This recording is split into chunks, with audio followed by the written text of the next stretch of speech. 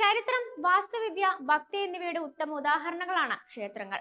ലോകത്തെ മറ്റ് ക്ഷേത്രങ്ങളിൽ നിന്ന് വേറിട്ട് നിൽക്കുന്ന നിരവധി ക്ഷേത്രങ്ങൾ ഇന്ത്യയിലുണ്ട്.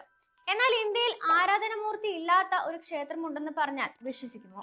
എന്നാൽ അത്തരത്തിലൊരു ക്ഷേത്രം നമ്മുടെ ഇന്ത്യയിലുണ്ട്.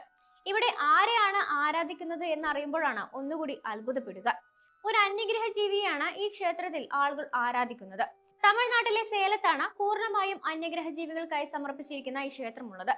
ദേവന്മാരുടെയോ ദേവതകളുടെയോ വിഗ്രഹങ്ങൾക്ക് പേരുകേട്ട സാധാരണ ക്ഷേത്രങ്ങളിൽ നിന്ന് വ്യത്യസ്തമാണ് ഈ ഒരു ക്ഷേത്രം. ദേവതയ്ക്ക് പകരം ഒരു അന്യഗ്രഹ ജീവിയുടെ കറുത്ത പ്രതിമയാണ് ഇവിടെ സ്ഥാപിച്ചിരിക്കുന്നത്. ഭൂമിയിൽ നിന്ന് 11 അടി താഴ്ചയിലാണ് ക്ഷേത്രം നിർമ്മിച്ചിരിക്കുന്നത്. മല്ലംപൂപ്പംപട്ടിയിലെ രാമഗൊണ്ടന്നൂരിൽ താമസിക്കുന്ന ലോകനാഥനാണ് ഈ ഒരു ക്ഷേത്രം നിർമ്മിച്ചതെന്നാണ് റിപ്പോർട്ടുകൾ. ഒരു സ്വപ്നത്തിൽ താൻ ഒരു അന്യഗ്രഹ ദേവതയെ കണ്ടതായും അതാണ് ക്ഷേത്രം പണിയാൻ പ്രേരിപ്പിച്ചത് എന്നുമാണ് ലോകനാഥൻ പറയുന്നത്. ലോകനാഥൻ ദിവസവും ഈ കറുത്ത വിഗ്രഹത്തെ ആരാധിക്കാറുമുണ്ട്. ഈ അന്യഗ്രഹ ജീവി ശിവൻ സൃഷ്ടിച്ച ആദ്യത്തെ ദേവതയാണെന്നും പ്രകൃതി ദുരന്തങ്ങളിൽ നിന്ന് ഭക്തരെയും ലോകത്തെയും സംരക്ഷിക്കാൻ കഴിവുള്ള അപാരമായ ശക്തികൾ അതിനുണ്ടെന്നും ലോകനാഥൻ വിശ്വസിക്കുന്നു. ലോകത്തെ സംരക്ഷിക്കാൻ സഹായിക്കുമെന്ന് ഉറപ്പു നൽകിയ അന്യഗ്രഹ ജീവികളുമായി താൻ ആശയവിനിമയം നടത്തിയിട്ടുണ്ടെന്നും ലോകനാഥൻ അവകാശപ്പെടുന്നു.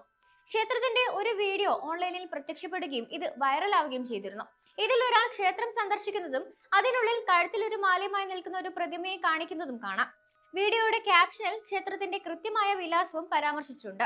ഈ ക്ലിപ്പ് സോഷ്യൽ മീഡിയ ഉപയോക്താക്കളുടെ ശ്രദ്ധ വളരെ പെട്ടെന്നാണ് പിടിച്ചുപറ്റിയത്. വീഡിയോയ്ക്ക് താഴെ പലതരത്തിലുള്ള കമന്റുകളാണ് എത്തുന്നത്. എല്ലാ അവഞ്ചേഴ്സ് കഥാപാത്രങ്ങളും 9 ഗ്രഹങ്ങളെ പോലെയാണ്, നമ്മൾ പിന്നോട്ട് ഓടുകയാണ്, ഇത് ഭ്രാന്താണ്, മറ്റെന്താണ് പറയാനുള്ളത് എന്നൊക്കെയുള്ള കമന്റുകളാണ് വീഡിയോയ്ക്ക് താഴെ വന്നത്. ലോകനാഥൻ 10ാം ക്ലാസ് വരെ മാത്രമേ പഠിച്ചിട്ടുള്ളൂ. കുറച്ചു വർഷങ്ങൾക്ക് മുൻപ് ലോകനാഥൻ ഒരു കഫേ നടത്തിയിരുന്നെങ്കിലും കാലിന് വേദന അനുഭവപ്പെട്ടു.